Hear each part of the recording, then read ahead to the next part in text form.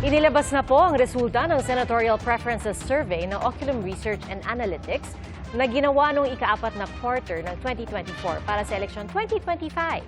Ating saksihan.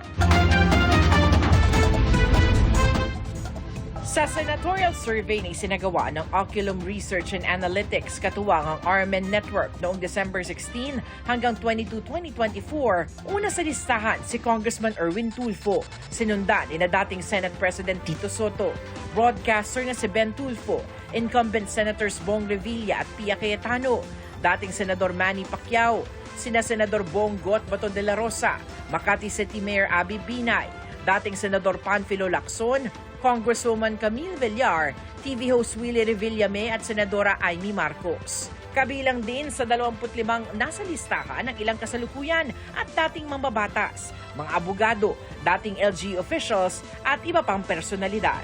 Mayroong 1,200 adult respondents ang survey na may plus-minus 3% na error margin. Para sa GMA Integrated News, Sanima Refran, ang inyong saksi. Mga kapuso, maging una sa saksi.